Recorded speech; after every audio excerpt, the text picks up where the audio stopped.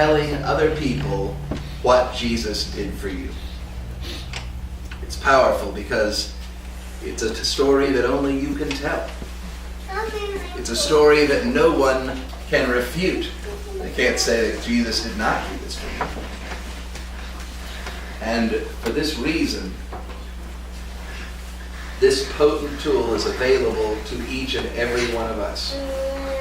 Here in this room is a man who has bravely undertaken to share his testimony with all of you tonight.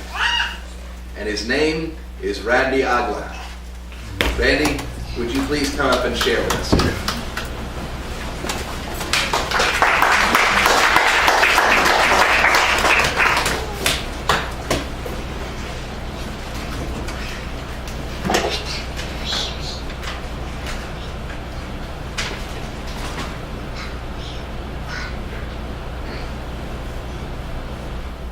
Today I spent a few hours pondering on what I was going to share.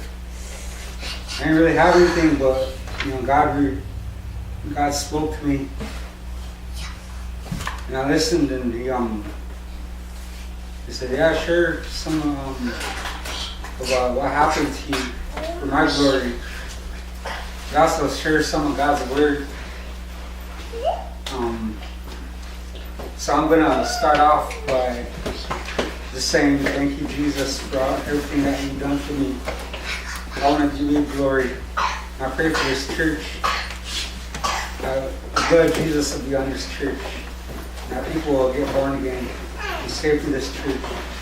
In the name of Jesus. Amen. I start out by when I was 5 years old, my parents, they divorced. And, my real family, I got 7 brothers and 1 sister. And things just spiraled out of control. I mean, there was just drugs and alcohol is what really destroyed all that at an early age. And so I grew up in foster homes and grew up with family members, and I suffered, every kind of abuse there is. And I just got tired of going from one place to another, but it was this constant spiral. And so when at the age of 13, one of my buddies came over and he stole some alcohol from his mom and dad, and he was like, "Hey, you want to try this out?" And he was like, "Yeah, let's do it then." My windows open, and he came in, and that was the first time I ever gotten drunk, and I just thought, hey, this is like a lot of fun. I mean, at that time I was the movie theater down here. It was by Outrider Cafe. I was 13 and I scored a job there, so that was really a big little plus to my life, because I was in junior high, and things just got more out of control because I had money on the weekends now.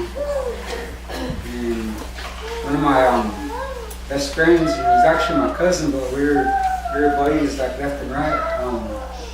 During Christmas, he hung himself, and things really got out of hand. I mean, I just fell into depression, and I blamed myself. School wasn't really working out. I was skipping and doing drugs, and I never thought things could get better. But anyways, to make a long story short, I was drunk one night, and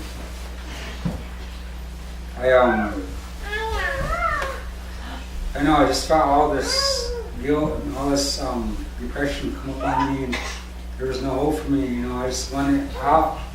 My family life, everybody was drinking and doing drugs, and living on depreciation is just like a world of violence. I've seen a lot of violence, and I just didn't want to live that way no more. I didn't want to live in that environment no more. And I tried so many times to get out from from these people, like the social services and different counselors, placing me out in foster home, getting me out of here, but nobody heard me. So, I got drunk and I put this rope around my neck and I thought that was it. I kicked that shirt off and I dropped. Everything just went black around me. I was like, now what, and there I found my body hit the ground, boom, real hard. And I passed out. I woke up and after hitting that concrete floor, laying there for I don't know how long, I crawled back to my bed. And man, I heard that, so I was living with her at the time. Come running. That rope was still wrapped around my neck, and so they called the ambulance, and the ambulance came and took me to the hospital. But then the neck bulged up into like a softball size. And what happened was it suffocated me, choked the air out of me. And when that happened, I went black again. Here, this time, I opened my eyes. I seen all these flowers around me. This room was white, it was bright, I couldn't see it. Anything, and when I came to, I was, these birds were chirping, and you smell that whole scent of flowers just like all over the room. And I couldn't figure everything out because I was still, they put a neck brace around me. And I couldn't turn my head. So I was laying there like that, and here these hands dropped down on me.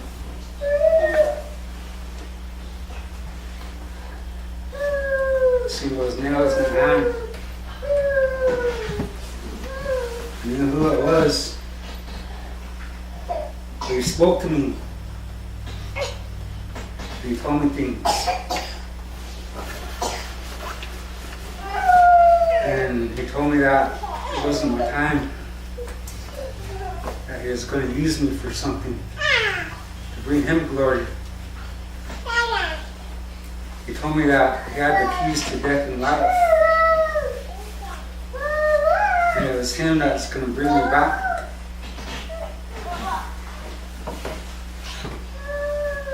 And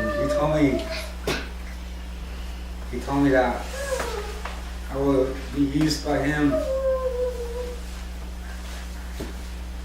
And all these things he was speaking to me. Then something hit my chest. I went black again here.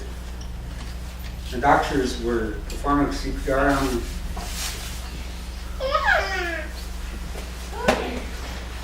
I looked around.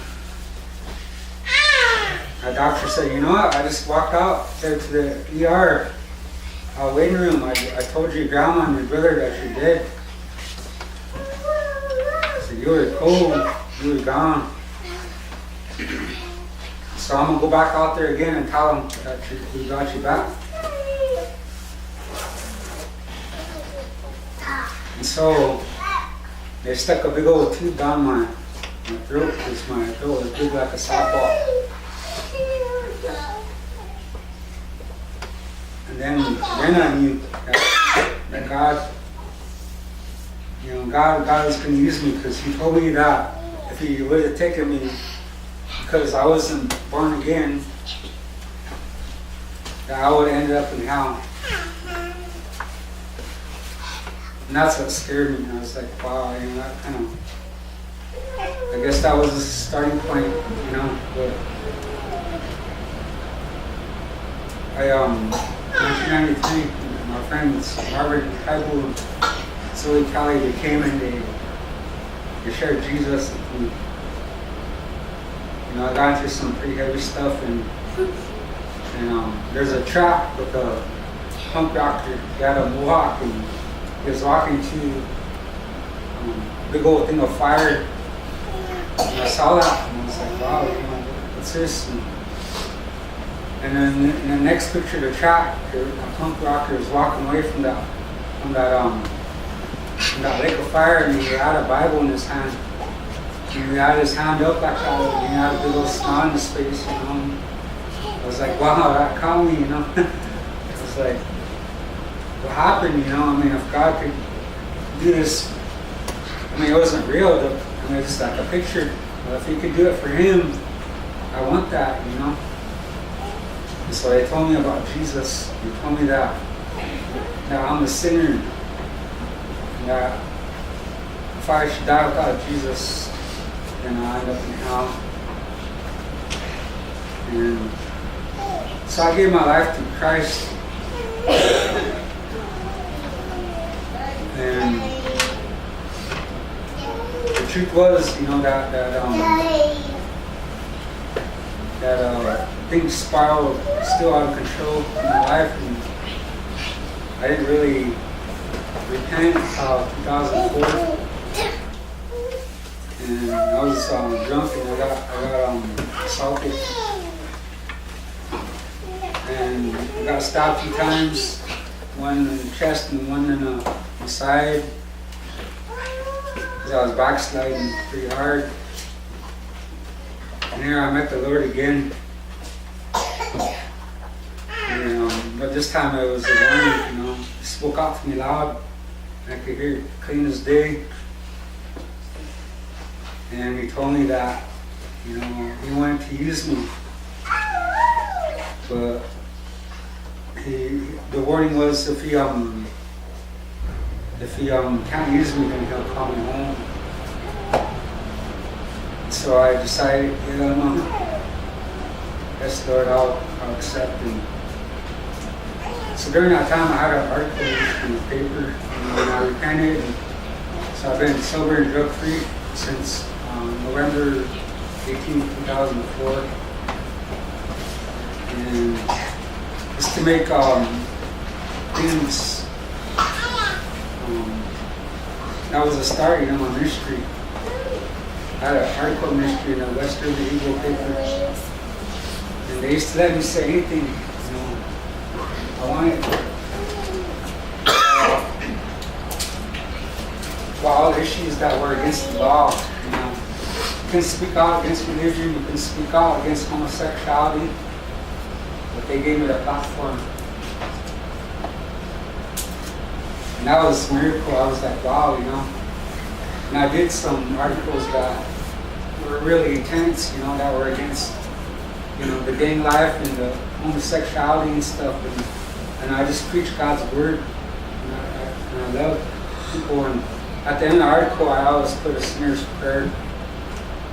And so one time I went to buy a paper, and they told me how many people that are reached out, you know, and it was like, wow, just like in this area, there's like 3,000, but out here, it's more like 6,000 or 7,000 people that buy the paper.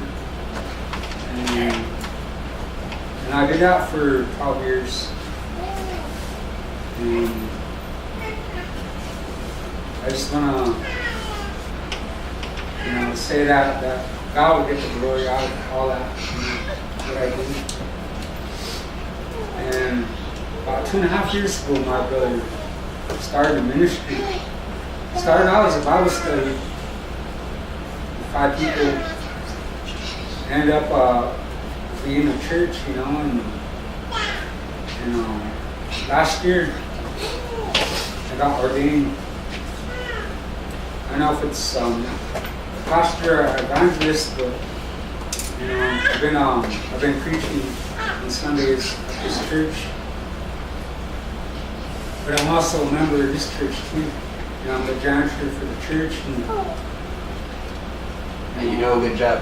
so I'm, you know, 2 things. I mean, the thing about it is that We support each other in ministries. And we're Christians. Every church that is here is focused on one thing. That's Jesus. And I just want to share one scripture before I close. This is Ephesians chapter 4, verse 22. 24. That you put off the former conversation, the old man which is corrupt and according to the deceitful lusts, and be renewed in the spirit of your mind. That you put on the new man, which after God is created in righteousness and true holiness. You know, I want my life to reflect Christ, and I do this for His glory, not mine. And, God bless this church. Thank you.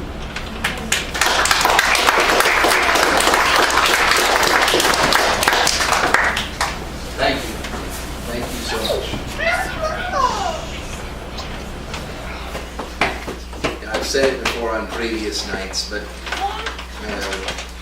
I've been to seminary. I've learned a lot of stuff. I've read a lot of books. I can explain a lot of things and tell a lot of stories. But what I cannot do is I cannot tell that story, because every Christian's story is different. And every testimony is different, and yours is different.